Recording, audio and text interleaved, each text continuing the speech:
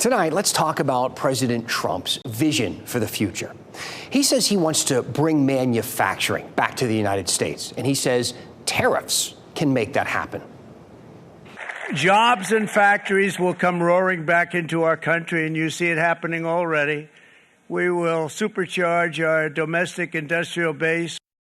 Let's say that the tariff theory does work. Suppose those companies do bring manufacturing back to the United States. What would that really look like? Let's go in depth.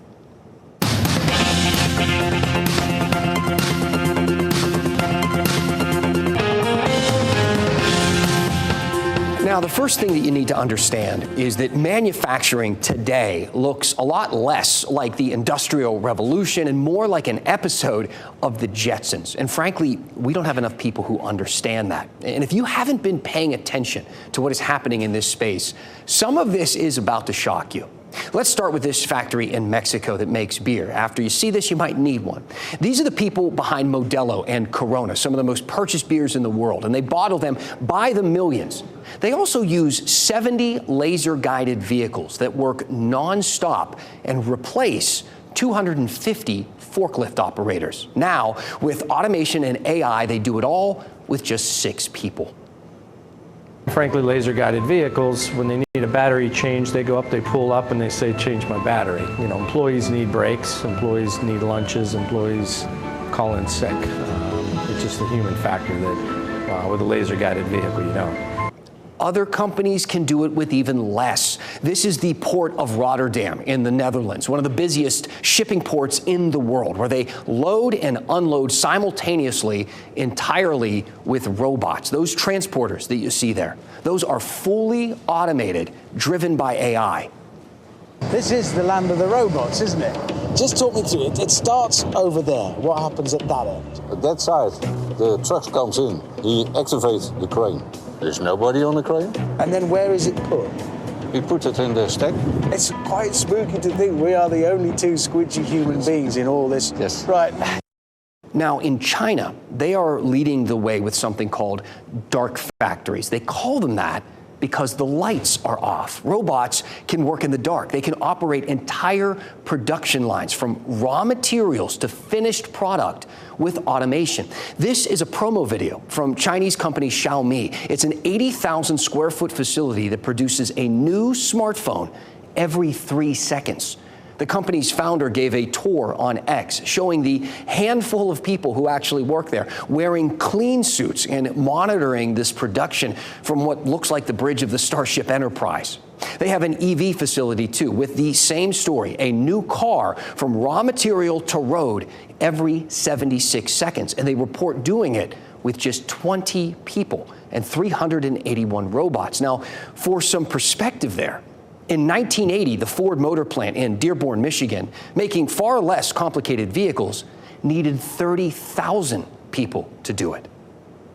To be frank, those days are not coming back. It's happening, and it does look like science fiction. It can be scary, let's be honest. It can be a little alarming to some people. That's Claire Fallon, the CEO of the International Society of Automation. They're based in RTP. One of their stated goals is to create a better world through automation. They set standards and train professionals and drive advancement of careers in automation. And here's the thing, they're not just looking at factories. It's also happening on the farm. Agriculture is, of course, the backbone of North Carolina's economy. It generates $111 billion every year. It accounts for 728,000 jobs. That is 16% of our total workforce, nearly 1 out of every 5 people. And automation will change that. In fact, it already is.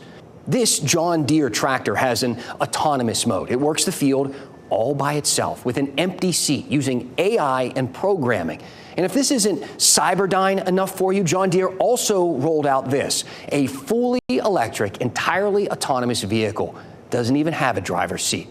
Now, you might say, Dan, I'm pretty sure some of our local farms can afford a few of those, and you'd be right. But I'm just getting started. Let's look at something that needs a much bigger down payment. This is vertical farming, a company called Bowery in New Jersey. It is a 4-story warehouse. They make romaine lettuce that in some cases is never touched by human hands. Everything is done with robotics and AI. Why would a human being need to get up here when typically these trays are brought down for processing and kind of intervention? We don't really think about how people are involved in the growing process, but how do we take people out of the growing process? Yeah. Our goal is to actually have as few people walking around our plants as possible. These types of facilities are popping up all over the world, again, with fewer employees. They can become very quickly profitable. I mean, think about it. They never worry about the weather, no insects, they don't use pesticides, they use less water. Also, when you're growing indoors, you can grow anything, anywhere, year-round. The LA Times profiled a strawberry farm in California. They have robots that use cameras and AI to determine which strawberries are ripe and which ones need more time. Another strawberry farm in England explained the process like this. They picked 200,000 strawberries in the last month, so there you have a perfect strawberry. Delicious. Now, we spoke to an advocate for farm workers who has watched these types of facilities pop up and sees them as a real threat.